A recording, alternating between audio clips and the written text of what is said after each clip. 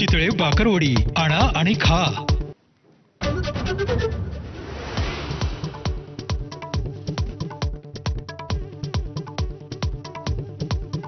भाजपकडून विधान परिषदेसाठी पंकजा मुंडेंना उमेदवारी, सदाभाऊ खोत, परिणय फुके, अमित गोरखे, योगेश टिळेकरांनाही उमेदवारी।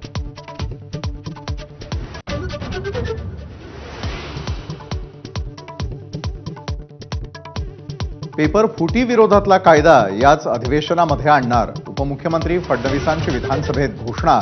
गट क च्या नियुक्त्याही टप्प्याटप्प्यानं एमपीएससीद्वारे करणार, फडणवीसांकडून स्पष्ट।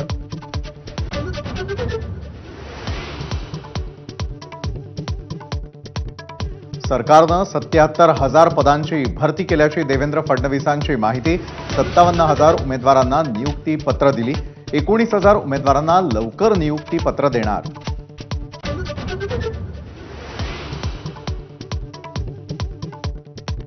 विधान परिषदेच्या 4 जागांची मतमोजणी सुरू। मुंबईमध्ये शिक्षक मतदारसंघात पंचरंगी तर पदवीधरला थेट लढत।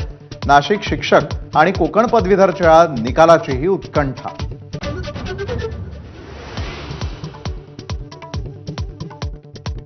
अजित पवारांच्या राष्ट्रवादीकडून विधान परिषदेला शिवाजीराव गर्जे आणि राजेश विटेकरांना उमेदवारीची शक्यता, तर शिवाजीराव गर्जेंना आव्हाडांवरती आरोप केल्याचं गिफ्ट मिळालं, रोहित पवारांचा निशाणा।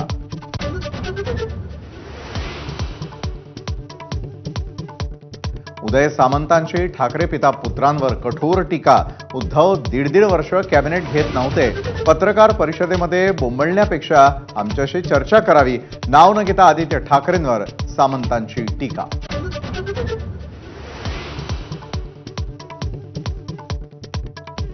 दीक्षाभूमीच्या विकास आराखड्याला स्थगिती, फडणवीसांची सभागृहात घोषणा।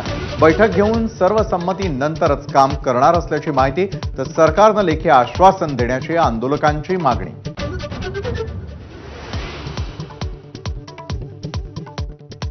नागपुरातील दीक्षाभूमी परिसरात आंदोलक आक्रमक, दीक्षाभूमी स्मारकाच्या अंडरग्राऊंड पार्किंगला विरोध।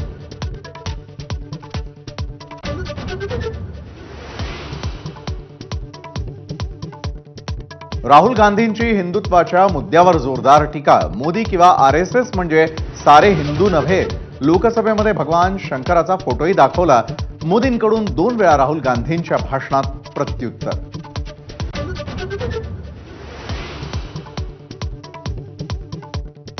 लोणावळ्यामध्ये संध्याकाळी 6 नंतर पर्यटकांना फिरण्यास बंदी, मुख्यमंत्र्यांचा निर्णय। हलगर्जीपणा करणाऱ्या पोलिसांवर कारवाईचे आदेश।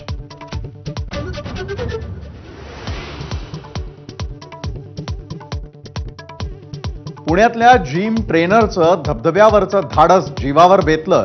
ताम्हिणी घाटामध्ये काल वाहून गेलेल्या स्वप्नील धावडेचा मृतदेह आज सापडला।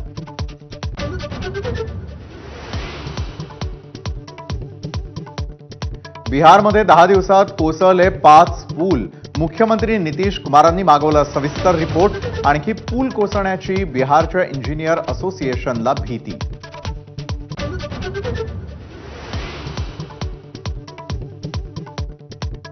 आयसीसीच्या T20 वर्ल्ड कप टीममध्ये भारताचे 6 क्रिकेटपटू, रोहित, सूर्यकुमार, हार्दिकसह अक्षर पटेल, बुमराह, अर्शदीपही आयसीसीच्या वर्ल्ड कप 11 मध्ये।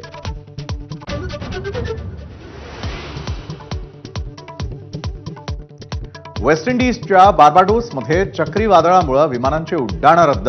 वर्ल्ड कप जिंकलेल्या टीम इंडियाला मायदेशी परतण्यास होणार उशीर।